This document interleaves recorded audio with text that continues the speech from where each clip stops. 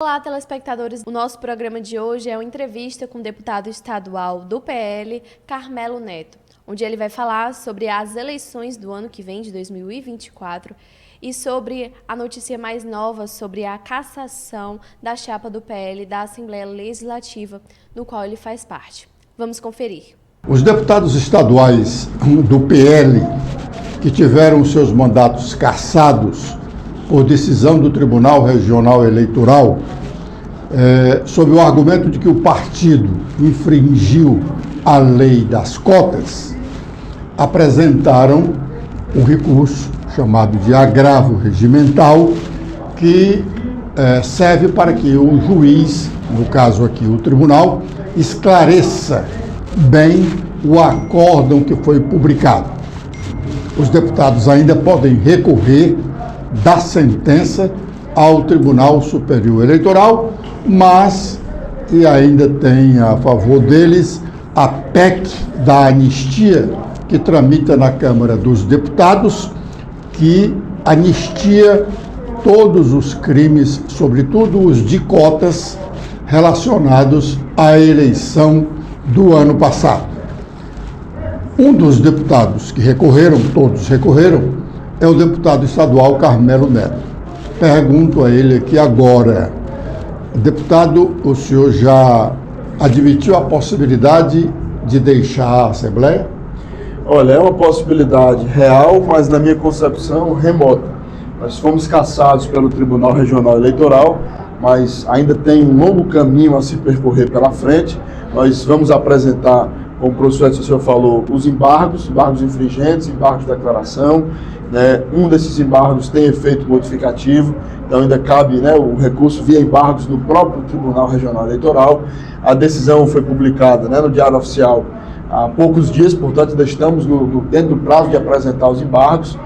Caso o julgamento dos embargos chancele o que já foi decidido pela Corte, o processo vai a Brasília e a gente recorre no mandato ao Tribunal Superior Eleitoral. O placar aqui foi muito apertado, foi 4-3, vale ressaltar que tanto o presidente da Corte quanto o relator do processo, o desembargador Raimundo Nonato e o desembargador Inácio Cortez, votaram contra a nossa cassação.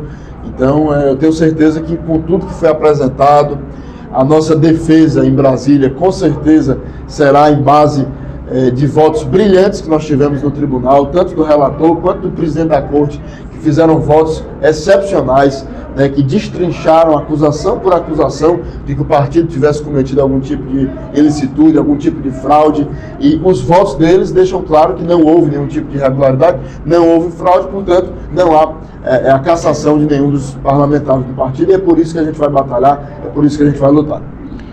Deputado, conhecendo, como nós conhecemos, a estrutura partidária aqui no Brasil, os partidos são realmente cartórios. Partidos têm donos, infelizmente, que não deveriam ter, são os dirigentes do partido que elaboram as listas de candidatos. O senhor, particularmente, sente-se frustrado em não ter acompanhado mais de perto esse processo de elaboração dessa lista? Olha, realmente quem monta a chapa do partido, quem escolhe os candidatos é a direção partidária. Eu não faço parte, não fiz parte durante o período eleitoral da direção partidária, da executiva estadual, da comissão provisória do Partido Liberal no estado do Ceará. Portanto, não participei. Mas é evidente que o presidente do partido, Acilon Gonçalves, ele, na própria votação do Tribunal Regional Eleitoral, que manteve a sua elegibilidade, fica claro que não houve fraude, porque quem administra, quem monta essas chapas eleitorais, isso em qualquer partido, é o dirigente partidário, quem comanda o partido. O professor Silvio foi candidato, ele sabe muito bem disso.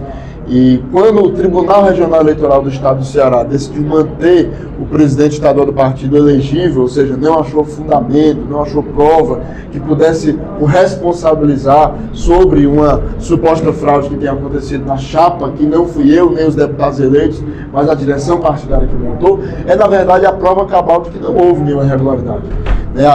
Manter o presidente estadual elegível é a prova de que não houve fraude, porque quem monta é o presidente do partido. Se não houve responsabilidade, responsabilização da parte dele perante o próprio tribunal, que não encontrou indício, que não encontrou nenhum tipo de dúvida quanto à sua conduta na montagem da chapa, é evidente que não houve fraude. Então, se não houve fraude, não se pune os deputados que não participaram da montagem da chapa, que não fazem parte da direção partidária, por um erro que não aconteceu e que só quem sai penalizado com isso é o povo cearense, que perde 500 mil de votos em uma chapa aqui na Assembleia e perde a sua representatividade de 4 deputados. Então, é lamentável que o tribunal tenha decidido, né, por cassar esses deputados e a chapa inteira, né, porque os suplentes também teriam a oportunidade de assumir em dado momento e também teriam o seu registro cassado. Deputado, infelizmente são os dirigentes partidários que fazem a chapa, porque na verdade a legislação manda que a chapa seja feita em uma convenção partidária, uma convenção em que isso se supõe estejam presentes, sobretudo, os candidatos que são os mais interessados. Aí, no meu entender, me parece que há uma certa omissão dos próprios candidatos em querer saber que chapa vai ser apresentada e se aquela chapa realmente está de acordo com a legislação. Se o senhor me permite, acho que o presidente do partido não foi punido porque a legislação eleitoral não estabelece punição para o dirigente partidário, estabelece para o partido. Lamentavelmente, eu acho que a lei tem esse equívoco, que quando fala em punir o partido, acaba punindo os eleitores do partido e os filiados ao partido que obtiveram sucesso eleitoral. Porque se fosse para punir o partido, poderia suspender a distribuição dos recursos do fundo partidário, tornar inelegível o dirigente partidário por um determinado momento para qualquer cargo eletivo, expurgá-lo da vida partidária administrativa. Então, acho que há um equívoco da lei, mas também acho que há uma falha dos próprios candidatos em se omitirem na discussão da chapa. O senhor não vê assim? Na verdade, a gente que já passou por uma campanha, o senhor passou e sabe muito bem disso, que é uma correria, né? Que é ali, você participa de vários eventos, percorre o estado inteiro e muitas das vezes, na grande maioria, a gente não tem o tempo de estar participando da montagem da chapa, de estar participando daquela conversa individual que os candidatos que buscam disputar o pleito procuram ter quando procuram um partido que venha aceitar o seu nome na disputa, né? O PL é um partido grande, foi o partido do presidente Bolsonaro, então tinham muitos pré-candidatos que buscavam o partido com a intenção de se filiar, de disputar algum tipo de cargo de deputado federal, de deputado estadual, até de senador. A gente teve também filiados com essa intenção, colocaram o seu nome à disposição do partido. Então, cada candidato, né, assim, você pedir que cada candidato, cada pessoa que estava na chapa acompanhe a montagem do partido, é algo que no papel é muito bonito, mas que na prática não funciona bem. Por quê? Porque está todo mundo cuidando das suas pré-campanhas, está todo mundo percorrendo o estado inteiro em busca de seus possíveis apoiadores, em busca daquelas pessoas que têm simpatia com o seu trabalho. Então, realmente, quem faz isso, né, a gente delega e todos os pré-candidatos, né? Essa burocracia fica com a direção partidária, né, e não com os pré-candidatos. O que nós fazemos estamos à disposição do partido, queremos disputar determinado cargo e vamos à convenção para isso, que a gente só se torna candidato depois da convenção partidária. Né? E todos os candidatos do PL, vale ressaltar, estiveram na convenção partidária, assinaram o registro de candidatura, até essas duas mulheres, né, que ligaram para a Procuradoria Regional Eleitoral 1 mês e meio depois da eleição, coincidentemente no mesmo momento, para dizer que não queriam ter sido candidatas. Deputado, todos os 4 candidatos, o senhor, o deputado Alcides, a deputada doutora Silvana, a deputada Marta Gonçalves, apresentaram recursos isoladamente. E o partido também teria apresentado o recurso isoladamente. Por que esse isolamento na apresentação dos recursos, se o objetivo é um só? Na verdade, num processo como esse, cada candidato ele é citado e cada candidato institui um advogado para acompanhar o processo. É assim como o partido, que também é citado, né? Também é uma figura dentro do processo. Então, é natural, né, que cada candidato, inclusive, acho que não só os eleitos fizeram isso, os 4 deputados, mas outros que foram candidatos, não obtiveram sucesso, estão na suplência, também devem ter entrado, né, com algum tipo de embargo. E todos apresentam porque nós instituímos advogado, o pedido é o mesmo, porque ninguém acredita que houve fraude e ninguém quer ser cassado, portanto a gente está batalhando justamente pela legitimidade do voto que nos colocou aqui na Assembleia. Eu fui legitimado por 118 mil cearenses que me colocaram aqui como deputado mais votado, a deputada Marta, a mulher mais votada do Estado, a deputada Silvana, a segunda mulher mais votada do Estado, o deputado Alcides, que fez quase 80 mil votos. Então, são cargos parlamentares realmente legitimados pela vontade popular para estar aqui na Assembleia representando o povo cearense. Então a gente entrou, né, porque instituímos advogados, fomos citados individualmente, dentro do processo, né, nós fomos considerados réus, cada candidato, cada membro da chapa é considerado um réu do processo, portanto é natural que nós possamos entrar com embargos, cada um dentro da sua individualidade, mas obviamente pedindo e querendo o mesmo objetivo. Deputado, que manifestações o senhor e, por extensão, os seus colegas que estão nessa dificuldade, experimentando essa dificuldade, receberam das direções partidárias, local e nacional? Olha, porque o partido, em se concretizando essa decisão, é uma perda irreparável para o partido. Sim, com certeza. Que o partido está muito empenhado, não só prestando solidariedade e lamentando uma decisão como essa, né, que tira 4 deputados bem votados, eleitos, repito, todos que estão aqui estão legitimados pelo voto, então é lamentável que um processo como esse, orquestrado por aqueles que querem nos perseguir, aqueles que nós fazemos oposição no estado do Ceará. É importante dizer que esse processo começou com o pedido de uma candidata derrotada do PSOL que não ganhou no voto e quer tirar nossas cadeiras do tapetão, da Federação do Partido dos Trabalhadores do estado do Ceará. Então, são aqueles que nós enfrentamos, aqueles que nós fazemos oposição, que querem puxar o tapete e tirar esses 4 deputados. Então, o partido, o PL e nós, dentro da nossa individualidade, lamentamos por completo a decisão do TRE, mas repito, a decisão apertada, foi 4-3, vamos recorrer ao Tribunal Superior Eleitoral, a Executiva Nacional do Partido, né, através do seu presidente nacional, do dirigente nacional do partido, se preocupa muito com essa violação da democracia que cala meio milhão de cearenses, meio milhão de vozes que votaram nos candidatos do PL. Portanto, a gente vai batalhar e o partido está dando total assistência para isso, né, inclusive jurídica também, para que nós possamos ter bons advogados que possam fazer uma sustentação oral, petições aí realmente das melhores possíveis, para que nós possamos esclarecer aos juízes, aos desembargadores, aqueles que estão a nos julgar, que não houve nenhum tipo de irregularidade e a democracia e o voto precisam ser respeitados.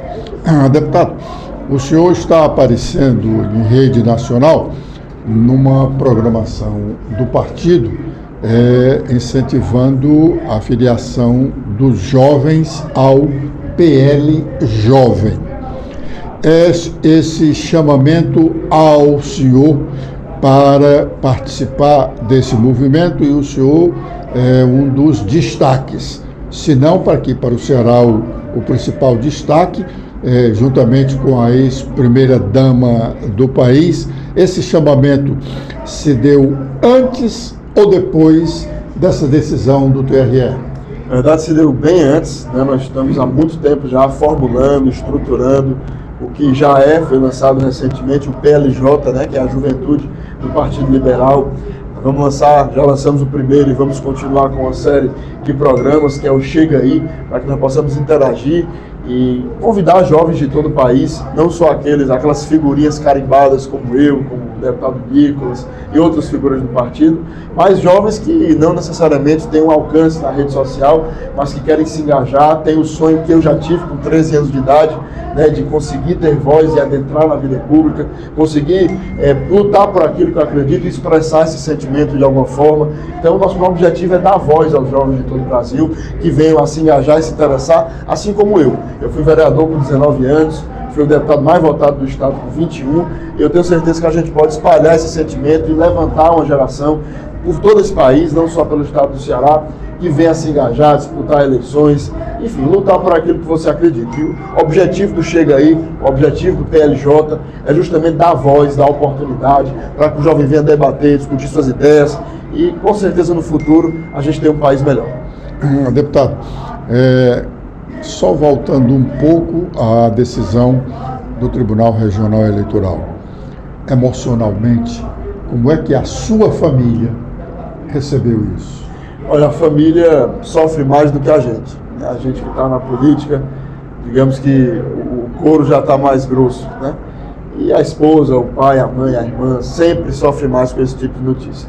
Mas eu estou bem espiritualmente, estou muito tranquilo, até porque estou com a consciência E o seu tranquila. pai, que é um incentivador da sua, Meu pai é um grande da sua carreira política? Digamos que a minha tranquilidade tranquilize ele. Por quê? Porque eu não fiz nada, tenho uma consciência tranquila, tenho as mãos limpas, tenho a consciência de quem chegou a esta casa apoiado por milhares de pessoas do estado do Ceará, pessoas que acompanham o nosso trabalho, que admiram a nossa trajetória, a nossa luta política.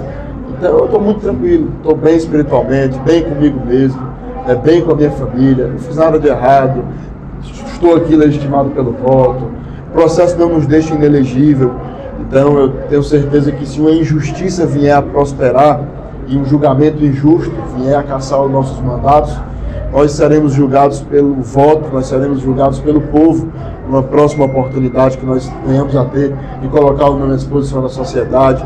É porque eu faço política desde os 13 anos de idade e não tinha mandato e já lutava por aquilo que eu acredito e acredito nas mesmas ideias, tenho convicção dos princípios e valores que carrego, que são os mesmos até hoje.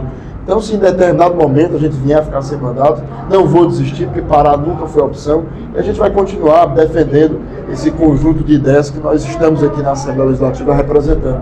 E em uma oportunidade, o povo também vai nos julgar se nós devemos ou não continuar em um cargo público, um cargo eletivo, representando a sociedade. Deputado, tudo bem a ideia do PL jovem, PLJ, né? Por que omitiram o restante, botaram só PLJ? Porque J de juventude, né, e J de Jair Bolsonaro. Então é um nome bacana aí que representa muito bem o que o partido é, a liderança do presidente Bolsonaro, inclusive dentro da logo aí que foi apresentada, né, o PL e o J ele é verde e amarelo, para representar essa mudança que o Brasil viveu, esse caminho de prosperidade que nós percorremos. Eu tenho certeza que a gente vai voltar a esses trilhos de progresso, de continuidade daquilo que é bom, daquilo que dá resultado, daquilo que funciona, daquilo que gera emprego, daquilo que coloca o Brasil em outro patamar a nível mundial. Deputado, na verdade, o senhor é um dos mais jovens, mas existem outros jovens no PL do Ceará, como, por exemplo, o deputado André Fernandes, não é tão jovem quanto o senhor, mas também é jovem, né? Porque ele não está muito aquém da minha idade, né? Mas ainda é muito jovem. Por que foi o senhor? Tem alguma coisa a ver relacionado com a eleição do próximo ano? Olha, o PLJ chega aí, não é um programa de um só episódio, né? Vão ser muitos episódios, vão ser uma série de programas, uma série de eventos em todo o país e com certeza todos os jovens do partido estarão engajados nesse projeto, como o deputado André Fernandes, o deputado Matheus Noronha, que tem menos de 30 anos também, é um jovem deputado, se não me engano ele tem 23, 22, né? Então é um jovem deputado, assim como o André, e em outros estados do país. O PL é um partido que tem muitos parlamentares jovens, ou seja, que deu voz e que hoje as vozes do partido estão representando e sendo voz de outras pessoas. E o que nós queremos fazer é justamente isso, porque os partidos mais alinhados à esquerda falam muito em juventude, mas não tem os exemplos reais de jovens que tiveram espaço, que os partidos deram oportunidade, e esses jovens hoje representam uma parcela da população. O deputado mais votado do país, o deputado Nicolas, é um jovem que hoje representa o povo de Minas Gerais no Congresso Nacional. Foi vereador, se não me engano, com 23, 24 anos, né? Um pouquinho a mais do que eu fui aqui em Fortaleza com 19. Então o PL tem muitos jovens em todo o país. Um ou outro no primeiro programa está lá aparecendo, mas isso é rotativo. Nos próximos as figuras mudam e vem outros parlamentares do partido. Nos outros as figuras mudam novamente e vai chegar um momento que vai aparecer, talvez nenhum parlamentar do partido, mas jovens de todo o país que nós queremos dar voz, que nós queremos dar oportunidade para que estejam dentro do PLJ nos lugares que nós estamos hoje, apresentando esses programas, interagindo com o presidente Bolsonaro, com a primeira-dama Michele, que a intenção é justamente essa. Se for para que os parlamentares do partido, e eu me incluo nisso, para ficar só na gente, não vai a canto nenhum. ou a gente abriga mais pessoas em todo o Brasil, ou a gente faz um chamamento de jovens de todo o país, ou a gente engaja aquelas pessoas que hoje são invisíveis, mas que no futuro podem se transformar num Carmelo, num André, no Nicolas Ferreira, ou a gente dá voz para essas pessoas, ou então a gente não vai ter o futuro que a gente sonha com a juventude politizada, com a juventude engajada. Então, a maior missão do PLJ não é estampar o rosto de A, de B ou de C, não é colocar lá o Carmelo e deixar o Carmelo ali aparecendo e dando visibilidade a ele. O objetivo do PLJ é usar o nosso exemplo para dar visibilidade a outros. É usar o nosso exemplo de um jovem de 13 anos de idade que pegou o telefone, gravou um vídeo e foi para a internet, que foi o meu caso, e chamar outros jovens de 13, 14, 15 que venham a se expor, que venham a defender aquilo que acreditam, para que possamos juntos no PLJ somar esses esforços e unir uma juventude, uma legião de jovens pelo Brasil que sonha com um país diferente. Deputado, o senhor falou no PLJ, J de juventude, J de Jair Bolsonaro. Hoje o PL tem consciência de que o Jair Bolsonaro não é mais aquele Jair Bolsonaro que chegou à presidência da República limpo e agora está, eu não diria sujo, mas desgastado? Olha, todo mundo que ocupa um cargo político sofre um certo desgaste, isso é natural. Ninguém agrada a todo mundo, sempre tem aquela parcela que acha que você poderia ter feito diferente. Mas realmente o presidente Bolsonaro não é o mesmo que chegou à presidência da República, mas porque ele melhorou muito. O presidente Bolsonaro, em 4 anos de mandato, pode ter certeza disso, que ele amadureceu bastante. A maior missão e o maior legado dele foi ter montado uma grande equipe. Então ele conseguiu no governo liderar uma grande equipe de técnicos, como o ministro Paulo Guedes, o ministro Tarcísio. E o grande legado que ele deixa para o Brasil é esse, foi de levantar lideranças em todo o país. Eu fui uma liderança que tive a oportunidade de contribuir com o governo do presidente Bolsonaro, com o Conselho Nacional de Juventude. E 4 anos depois de ter chegado à presidência, com tudo que ele viveu, com todas as perseguições que ele enfrentou, eu tenho certeza que ele está um homem ainda mais maduro e preparado para voltar a servir o Brasil muito em breve. E eu tenho certeza que essa oportunidade vai chegar e o presidente Bolsonaro retornará o Brasil aos caminhos do progresso, aos caminhos do resultado. Porque o governo dele foi um governo de resultado. Foi um governo de resultado na economia, foi um governo de resultado na infraestrutura, entregando obras, acabando com passivos de obras inacabadas, de obras paradas que nós tínhamos no Brasil e no Ceará. O passivo de obras paradas que nós temos no estado do Ceará foi zerado pelo governo do presidente Bolsonaro através da liderança do ministro Tarcísio. Então, foi um governo de técnicos, um governo que deu resultado. E eu tenho certeza que depois de 4 anos, depois de tudo que ele enfrentou, depois de tudo que ele viu, porque a pessoa que chega na presidência da República vive experiências que nunca tinha vivido antes. Chegar na presidência da República é um grande desafio. E o presidente Bolsonaro passou por esse momento e eu tenho certeza que ele está ainda melhor do que estava em 2018, quando foi eleito presidente. Deputado, o senhor não acredita de nada do que se fala hoje aqui, das tentativas dele de dar um golpe na democracia, de agir ditatorialmente, de querer, em vez de promover o Congresso, promover as Forças Armadas, que não são um poder, o Congresso é um poder, toda a história aí dessas joias que apareceram aí, o senhor acha que isso não o desgastou? Olha, tudo isso aí já está sendo muito bem esclarecido pela própria Polícia Federal, o depoimento do presidente, da primeira-dama Michele, então eu fico muito tranquilo quanto a isso, tenho certeza que o presidente ele vai conseguir esclarecer absolutamente tudo, porque é um homem de reputação ilibada. E quanto às Forças Armadas, ele é capitão do Exército. Então o presidente Bolsonaro ele tem um respeito muito grande pelas Forças Armadas e não esconde a admiração que ele tem pelo Exército brasileiro. Mas o histórico dele nas Forças Armadas não foram de respeito às Forças Armadas. Enquanto cidadão, eu tenho também um enorme respeito pelas Forças Armadas do Brasil e acho que um país que tem um exército forte é um país forte. Você vê os Estados Unidos, você vê Israel, são países que têm um exército forte, portanto tem um respeito de outros países do mundo, que respeitam a força daquele país para se proteger e para proteger os seus. Então, tenho muito respeito pelo Exército, o presidente Bolsonaro também, mas vai dizer, ele é um grande democrata. O presidente Bolsonaro é um democrata. Respeitou o Congresso Nacional, respeitou o Supremo Tribunal Federal, mesmo discordando de muitas das decisões daquela daquele tribunal, portanto, um presidente grande democrata, que escutou o povo brasileiro, que soube ouvir em todos os momentos, que nunca foi aí desumilde, deselegante com o cidadão, mesmo quando as críticas proferidas a ele eram das mais injustas possíveis. Um presidente que respeitou a imprensa. Você tem uma ideia do Palácio da Alvorada? Hoje não existe mais isso no governo Lula. Mas tinha o cercadinho, que foi usado de uma forma tão pejorativa para aqueles que queriam atacar o presidente, mas era uma forma que ele tinha de ouvir, de dar oportunidade para que os jornalistas ficassem ali e perguntassem a ele, tanto de manhã, quando ele saía do Palácio da Alvorada para o Palácio do Planalto, quanto à noite, quando ele retornava do Planalto para a Alvorada. Ele descia do carro, atendia a todos, respondia perguntas das mais diversas e sem combinar algum tipo de questionamento. Hoje o que a gente tem é um governo que não tem mais essa atenção com os jornalistas do país, inclusive permite e se cala quando um segurança do ex-presidente da Venezuela, o ditador Nicolás Maduro, agride uma jornalista em solo brasileiro, em pleno Itamaraty, no evento oficial do governo brasileiro. Então foi um presidente que, infelizmente, sofreu muitas injustiças, mas que em nenhum momento deixou de respeitar, de ouvir, de dar atenção. Obviamente ninguém tem sangue de barata, algumas injustiças fazem você proferir algum tipo de comentário que depois você volta atrás, é natural. Isso ocorreu na campanha, o presidente pediu desculpa por alguma afirmação que ele tenha feito ao longo de 4 anos de mandato, e as pessoas não tenham interpretado da melhor forma, e ele fez isso como gesto de muita humildade e respeito ao povo brasileiro e ao país. Mas eu tenho certeza que ele aprendeu muito em 4 anos, amadureceu muito em 4 anos, e está muito melhor do que ele estava quando começou a servir o Brasil em 2019. Então está muito mais do que preparado para retornar a servir o Brasil.